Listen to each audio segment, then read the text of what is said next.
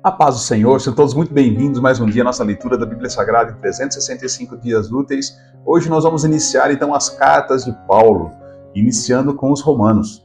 Então nós vamos iniciar as epístolas e vamos seguir em frente, quase em Apocalipse, hein? Vamos lá! Carta de Paulo aos Romanos, capítulo 1.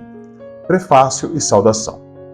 Paulo, servo de Jesus Cristo, chamado para ser apóstolo, separado para o Evangelho de Deus, que ele no passado prometeu por meio dos seus profetas nas Escrituras Sagradas. Esse Evangelho diz respeito a seu Filho, o qual, segundo a carne, veio da descendência de Davi e foi designado Filho de Deus com poder, segundo o Espírito de Santidade, pela ressurreição dos mortos, a saber, Jesus Cristo, nosso Senhor. Por meio dele viemos a receber graça e apostolado por amor do seu nome, para a obediência da fé entre todos os gentios. Entre esses se encontram também vocês que foram chamados para pertencerem a Jesus Cristo. A todos os amados de Deus que estão em Roma, chamados para ser santos. Que a graça e a paz de Deus, nosso Pai, e do Senhor Jesus Cristo estejam com vocês. Paulo ora pelos cristãos de Roma e deseja vê-los. Em primeiro lugar, por meio de Jesus Cristo, dou graças ao meu Deus por todos vocês, porque a fé de vocês que vocês têm é proclamada no mundo inteiro. Pois Deus, a quem sirvo, eu, em meu espírito, no Evangelho de seu Filho, é minha testemunha de como nunca deixo de fazer menção de vocês em todas as minhas orações, pedindo que em algum momento, pela vontade de Deus, surja uma oportunidade de visitá-los. Porque desejo muito vê-los, a fim de repartir com vocês algum dom espiritual, para que vocês sejam fortalecidos, isto é, para que nos consolemos uns aos outros por meio da fé mútua, a de vocês e a minha. Quero que vocês saibam, irmãos, que muitas vezes me propus a ir visitá-los, no que tenho sido até agora impedido, para conseguir algum fruto igualmente entre vocês, assim como também tenho conseguido entre os outros gentios. Pois sou devedor tanto a gregos como a bárbaros, tanto a sábios como a insensatos. Por isso, quanto a mim, estou pronto a anunciar o Evangelho também a vocês que estão em Roma. O poder do Evangelho. Pois não me envergonho do Evangelho, porque é o poder de Deus para a salvação de todo aquele que crê, primeiro do judeu e também do grego. Porque a justiça de Deus se revela no Evangelho, de fé em fé, como está escrito, o justo viverá por fé. A injustiça e a impureza dos seres humanos. A ira de Deus se revela do céu contra toda a impiedade e injustiça dos seres humanos, que por meio da sua injustiça suprimem a verdade. Pois o que se pode conhecer a respeito de Deus é manifesto entre eles, porque Deus lhes manifestou. Porque os atributos invisíveis de Deus, isto é, o seu eterno poder e a sua divindade, claramente se reconhecem desde a criação do mundo, sendo percebidos por meio das coisas que Deus fez. Por isso, os seres humanos são indesculpáveis, porque, tendo conhecimento de Deus, não o glorificaram como Deus, nem lhe deram graças. Pelo contrário, se tornaram nulos em seus próprios raciocínios e o coração insensato deles se obscureceu. Dizendo que eram sábios, se tornaram tolos e trocaram a glória de Deus incorruptível por imagens semelhantes ao ser humano corruptível, às aves, aos quadrúpedes e aos répteis. Por isso, Deus os entregou à impureza pelos desejos do coração deles, para desonrarem o seu corpo entre si. Eles trocaram a verdade de Deus pela mentira, adorando e servindo a criatura em lugar do Criador, o qual é bendito para sempre. Amém. Por causa disso, Deus os entregou a paixões vergonhosas, porque até as mulheres trocaram o modo natural das relações íntimas por outro, contrário à natureza. Da mesma forma, também os homens, deixando o contato natural da mulher, se inflamaram mutuamente em sua sensualidade, cometendo indecência homens com homens, e recebendo em si mesmos a merecida punição do seu erro. E por haverem desprezado o conhecimento de Deus, o próprio Deus que os entregou a um modo de pensar reprovável, para praticarem coisas que não convêm. Estão cheios de todo tipo de injustiça, perversidade, avareza e maldade. Estão cheios de inveja, homicídio, discórdia, engano e malícia. São difamadores, caluniadores, inimigos de Deus, insolentes, arrogantes, orgulhosos, inventores de males, desobedientes aos pais, insensatos, desleais, sem afeição natural e sem misericórdia. Embora conheçam a sentença de Deus de que os que praticam tais coisas são passíveis de morte, eles não somente as fazem, mas também aprovam os que a praticam. Capítulo 2. O justo juízo de Deus. Por isso você é indesculpável quando julga os outros, não importando quem você é, pois naquilo que julga o outro você está condenando a si mesmo, porque pratica as mesmas coisas que condena. Bem sabemos que o juízo de Deus é segundo a verdade contra os que praticam tais coisas. E você, que condena os que praticam tais coisas, mas faz o mesmo que eles fazem, pensa que conseguirá se livrar do juízo de Deus? Ou será que você despreza a riqueza da bondade, da tolerância e da paciência de Deus, ignorando a bondade de Deus, é que leva você ao arrependimento? Mas, por ser teimoso e ter um coração impenitente, você acumula contra si mesmo ira para o dia da ira e da revelação do justo juízo de Deus, que retribuirá a cada um segundo as suas obras. A vida eterna aos que, perseverando em fazer o bem, procuram glória, honra e incorruptibilidade, mas ira e indignação para os egoístas que desobedecem à verdade e obedecem à injustiça. Tribulação e angústia virão sobre todo aquele que faz o mal, ao judeu primeiro e também ao grego. Mas haverá glória e honra e paz a todo aquele que pratica o bem, ao judeu primeiro e também ao grego, porque Deus não trata as pessoas com parcialidade. Assim, todos os que pecaram sem lei, também sem lei perecerão, e todos os que pecaram sob a lei serão julgados pela lei. Porque justos diante de Deus não são aqueles que somente ouvem a lei, mas os que praticam a lei é que serão justificados. Quando, pois, os gentios, que não têm a lei, fazem por natureza o que a lei ordena, eles se tornam lei para si mesmos, embora não tenham a lei.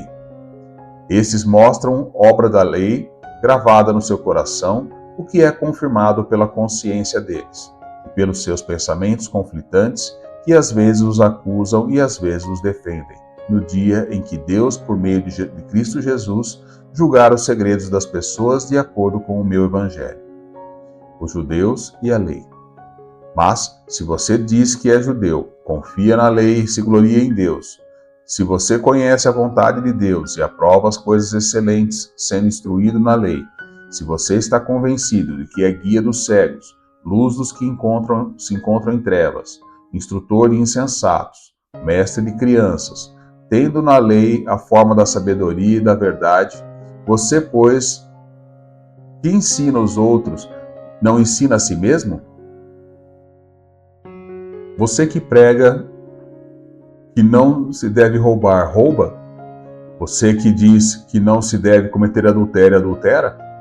Você que detesta ídolos, rouba os templos? Você que se gloria da lei e desonra a Deus pela transgressão da lei? Pois como está escrito, o nome de Deus é blasfemado entre os gentios por causa de vocês. A circuncisão tem valor se você pratica a lei, mas se você é transgressor da lei, a sua circuncisão já se tornou incircuncisão. Portanto, se a incircuncisão observa os preceitos da lei, não será essa incircuncisão considerada como circuncisão? E se aquele que é incircunciso por natureza cumpre a lei, certamente ele julgará você, que embora tenha a letra da lei e a circuncisão, é transgressor da lei. Porque não é judeu quem é apenas exteriormente, nem é circuncisão o que é somente na carne. Porém, judeu é aquele que é interiormente, e circuncisão é do coração, pelo Espírito, não segundo a letra, e cujo louvor não procede de seres humanos, mas de Deus. Capítulo 3. Paulo responde a objeções. Qual é então a vantagem do judeu? Ou qual a utilidade da circuncisão? Muita, sob todos os aspectos, principalmente porque aos judeus foram confiados os oráculos de Deus. E então, se alguns não creram, será que a incredulidade deles anulará a fidelidade de Deus? De modo nenhum.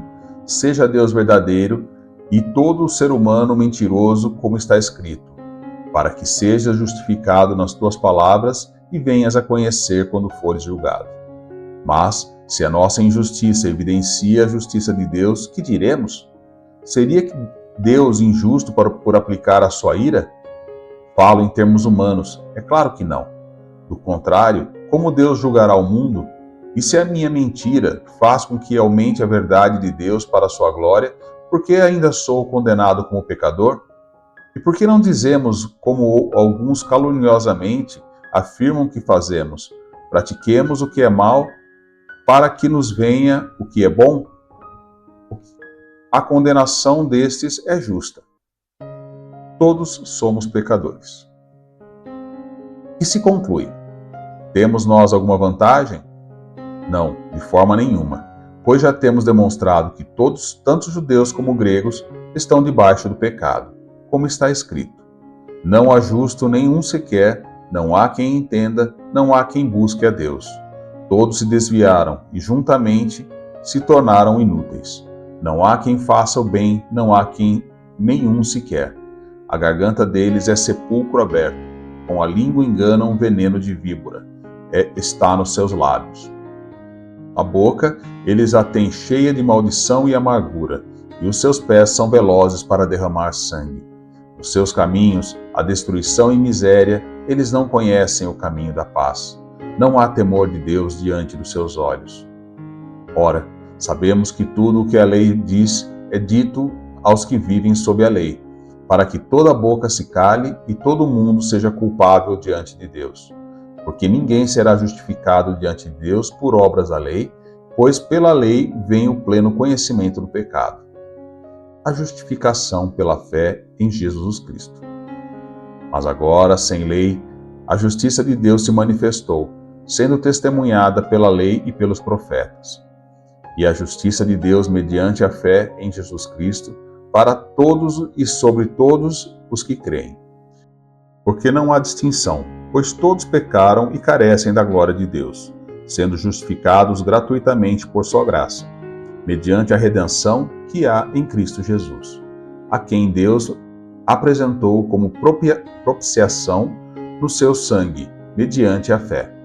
Deus fez isso para manifestar a sua justiça, por ter ele, na sua tolerância, deixado impunes os pecados anteriormente cometidos, tendo em vista a manifestação da sua justiça no tempo presente, a fim de que o próprio Deus seja justo e o justificador daquele que tem fé em Jesus.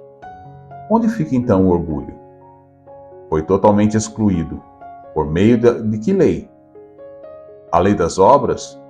Não, pelo contrário, por meio da lei da fé.